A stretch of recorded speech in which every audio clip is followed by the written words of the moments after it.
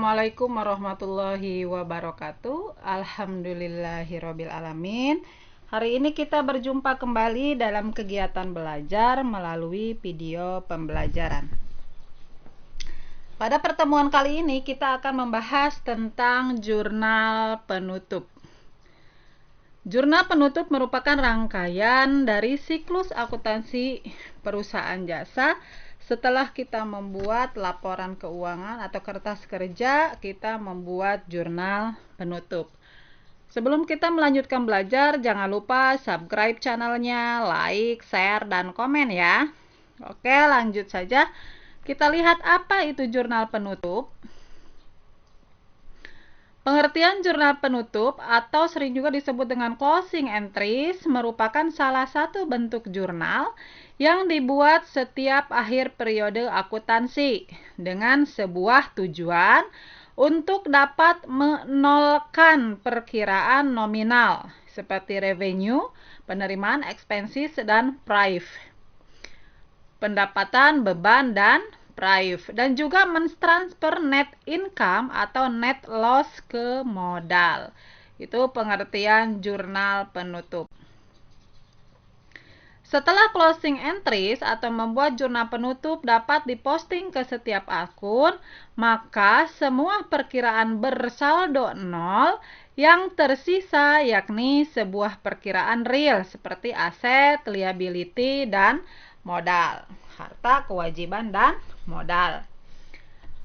Akibat penutupan ini, saldo pada akun-akun tersebut akan menjadi nol pada awal periode akuntansi.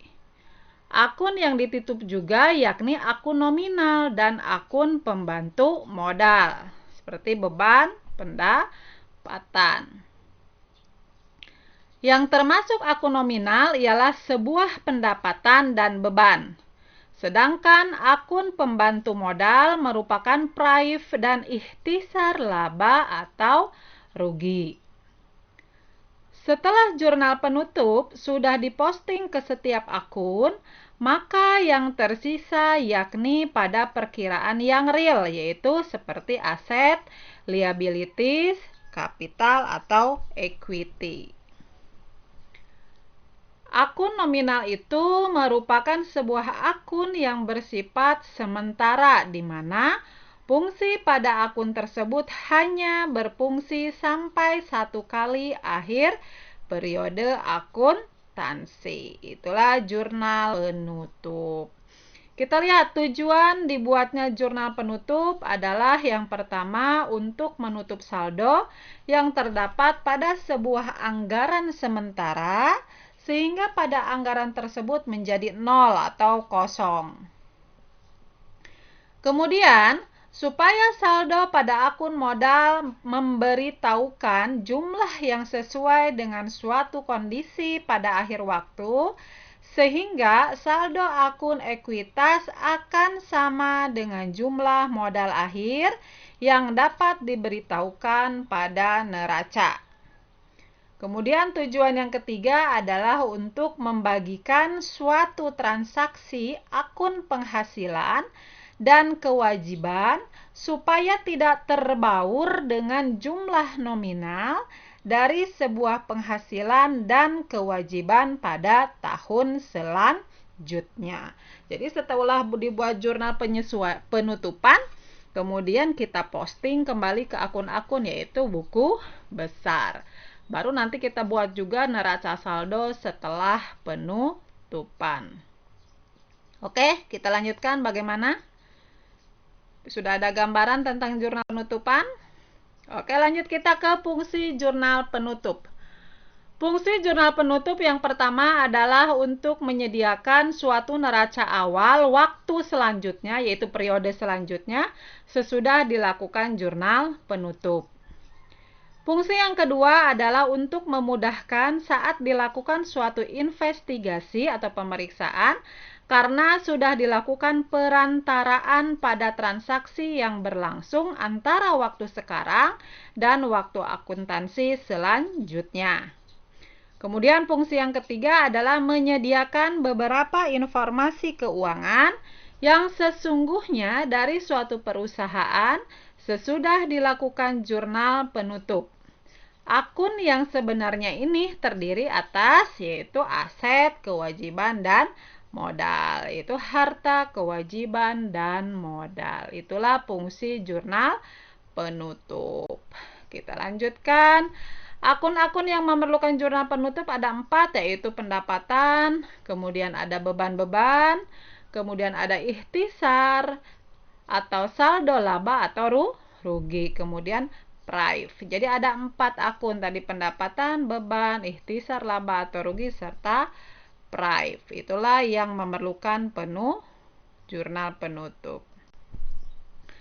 Selanjutnya kita lihat bagaimana cara mengerjakan jurnal penutup. Yang pertama yaitu akun pendapatan yang ada pada sebuah laporan laba rugi dicatat di debit dan mengkreditkan ikhtisar laba rugi dengan jumlah yang terdapat di akun pendapatan.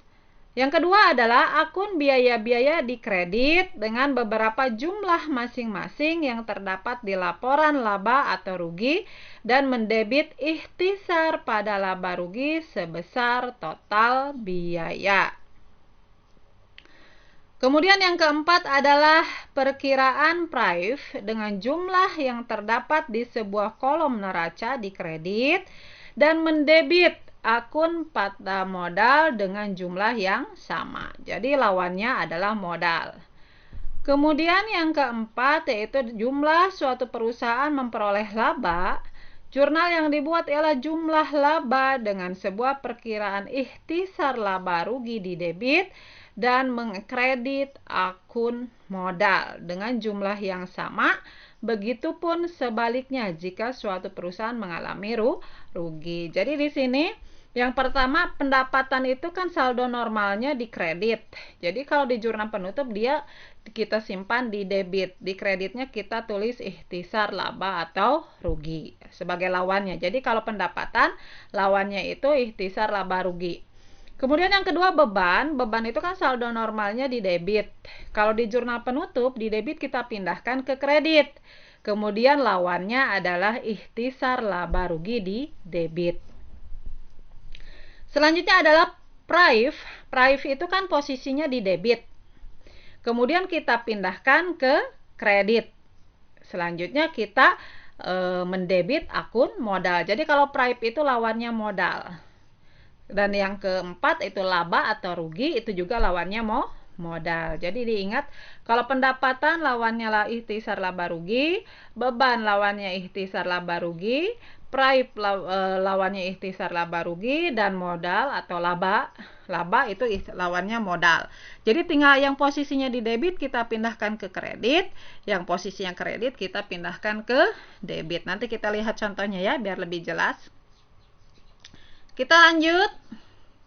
Cara membuat jurnal umum yang pertama adalah akun pendapatan, yaitu menutup seluruh akun pendapatan dengan cara memindahkan sebuah rekening akun pendapatan ke rekening ikhtisar laba rugi. Ya tadi lawannya. Jadi pendapatan di sini lawannya ikhtisar laba rugi. Pendapatan yang tadinya kredit jadi debit. Kemudian di kreditnya kita ganti dengan ikhtisar laba rugi. Kemudian yang kedua adalah akun beban. Akun beban menutup seluruh akun beban dengan cara memindahkan sebuah rekening akun beban ke ikhtisar laba rugi. Beban itu kan di debit posisinya saldo normal. Nah, kita pindahkan ke kredit. Kemudian lawannya kita taruh di debit yaitu ikhtisar laba rugi. Itu jadi 2. Kemudian yang ketiga kita lihat ada ikhtisar laba atau rugi. Menutup seluruh akun ikhtisar laba atau rugi dengan cara memindahkan sebuah saldo ikhtisar laba rugi ke akun modal. Di sini ada 2 kondisi yang dapat terjadi, yaitu jika laba, pendapatan lebih besar dari beban, atau rugi, pendapatan lebih kecil dari beban. Apabila memperoleh laba, maka akun ikhtisar laba rugi dapat didebitkan dan akun modal dikredit. Karena posisi laba itu kan lebih besar kredit, karena pendapatan itu berada di kolom kredit. Jadi di jurnal penutupnya kita taruh di debit. Laju lawannya yaitu modal kita taruh di kredit. Apabila rugi, maka akun modal kita simpan di debit. Sebaliknya, kalau rugi itu kan beban lebih besar dari pendapatan. Posisi rugi itu, modal itu kan di sisi debit. Maka kalau dia rugi, ruginya kita simpan di kredit. Sebagai lawan rugi tadi modal kita simpan di debit, yaitu ikhtisar laba rugi. Kemudian yang keempat adalah akun praif. Menutup akun praif yaitu penarikan semua modal oleh pemilik untuk kepentingan diri sendiri. Caranya dengan memindahkan sebuah akun praif ke akun modal. Jadi lawan praif itu modal tadi. Praif itu kan posisinya di debit. Maka begitu jadi jurnal penutup kita taruh di kredit.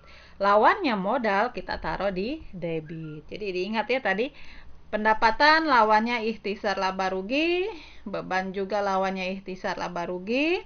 Kemudian modal praif juga lawannya modal, laba atau rugi juga lawannya modal. Itu cara mengerjakan jurnal penutup.